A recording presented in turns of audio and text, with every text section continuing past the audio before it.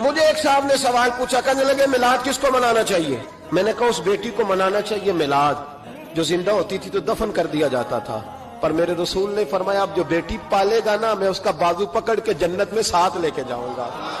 میں نے کہا میلاد اس ماں کو منانا چاہیے جس کا بیٹا گلے میں رسی ڈال کے ماں کو منڈی میں بیچ آتا تھا۔ میرے مصطفیٰ کریم نے فرمایا جنت 7 آسمانوں کے اوپر سدرۃ المنتہا کے پاس تھی، پر میں نے وہاں سے کھینچ کے لا کے ماں کے قدموں کے نیچے رکھ دی ہے۔ میلاد اس باپ کو منانا چاہیے جس کی اولاد ڈنڈوں سے مارتی تھی، پر رسول کریم علیہ السلام نے فرمایا سن لو سن لو سن لو، اب جس کا ابا راضی ہوگا اسی کا اللہ راضی ہوگا۔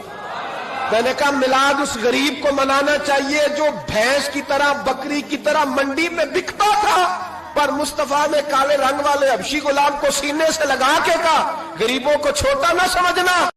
بدر میں ایک عورت کا بچہ شہید ہو گیا، حضور کی بارگاہ میں آئی، نبی کریم منبر پہ بیٹھے آ کے عرض کرنے لگے یا رسول اللہ صلی اللہ علیہ وسلم میرا بیٹا جہاد میں شہید ہو گیا، مجھے بتائیں وہ کہاں ہے؟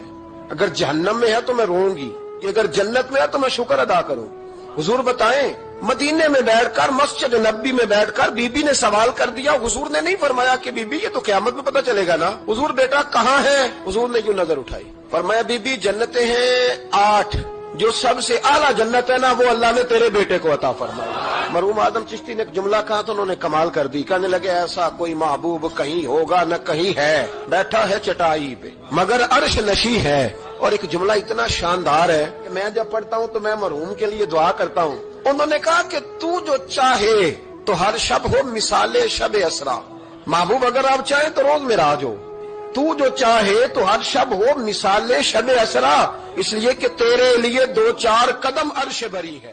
حضرت انس بن مالک رضی اللہ تعالیٰ عنہ فرمانے لگے کہ نبی پاک صلی اللہ علیہ وسلم نے مجھ سے فرمایا، حضور فرمانے لگے اے میرے بیٹے انس، اگر تم سے ہو سکے تو صبح اس حال میں کرنا کہ تمہارے دل میں کسی بندے کے لیے کھوٹ نہ ہو، کسی مسلمان کے لیے بغض نہ ہو، کسی صحیح العقیدہ کے لیے کوئی عداوت نہ ہو، اس حال میں صبح کرنا۔